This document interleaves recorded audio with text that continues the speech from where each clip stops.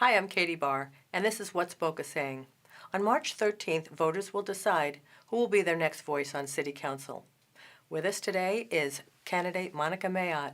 She'll be running for Seat D, and Monica will fill us in on what she feels are the most important issues to Boca Raton voters. Hello, Monica. Welcome to Boca Watch.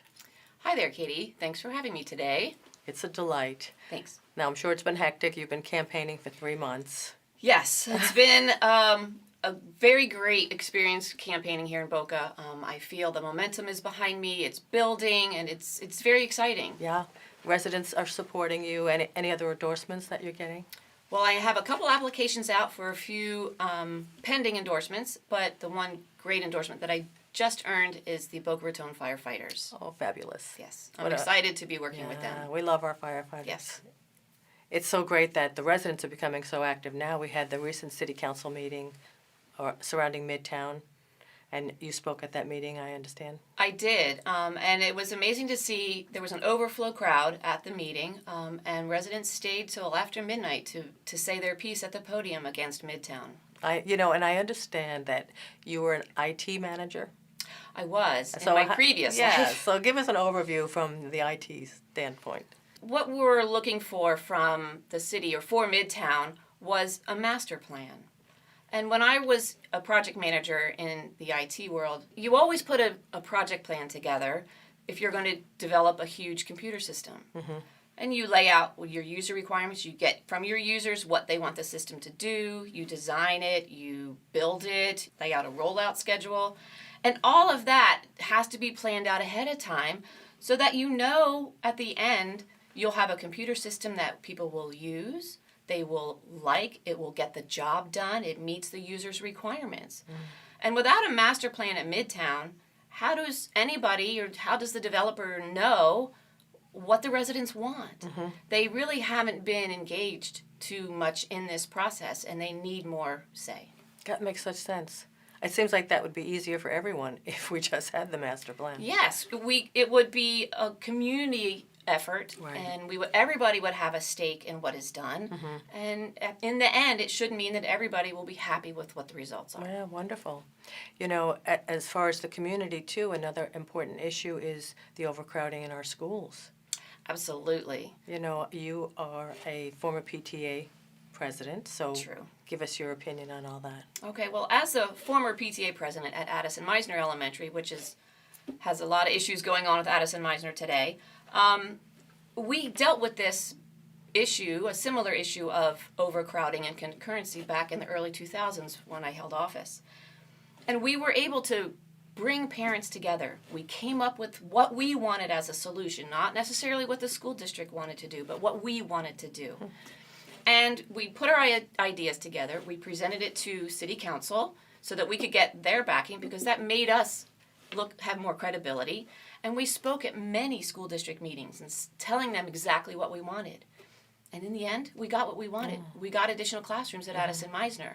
So I think that's what needs to be done from the parents' perspective, that the PTAs and parents need to get involved and come up with a solution that they want. And another issue with the schools is it's called a SCAD document. Mm-hmm.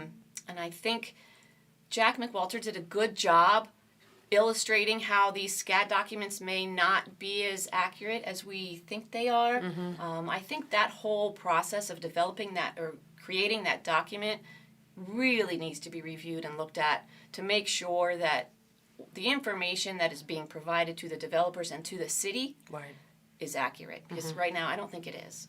On an individual project basis, a single project, how it affects school concurrency may look like it's okay, but if you look at it in the bigger picture and what's going on citywide with all the other projects that are going on, collectively, it may not make sense. Mm-hmm. So you can't just look at it in a vacuum as to one project. True. I think you have to look at it citywide. True. And how that affects all the schools. Yeah, very cohesive.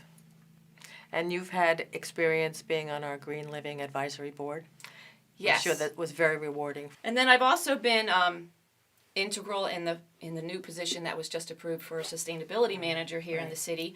That was something we had worked on for a very long time, so I was glad to see it's finally in the budget and applications are being submitted now. So that's it's wonderful. exciting. It's very exciting for a whole city because we've got issues all over the city. People just think it's the extreme heat or stronger hurricanes, but there's flooding issues. Right.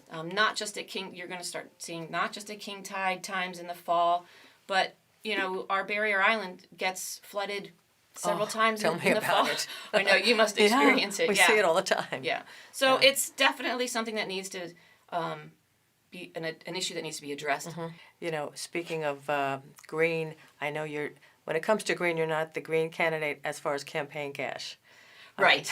The pie charts that have been published lately, Right, you're like right. this tiny little slice.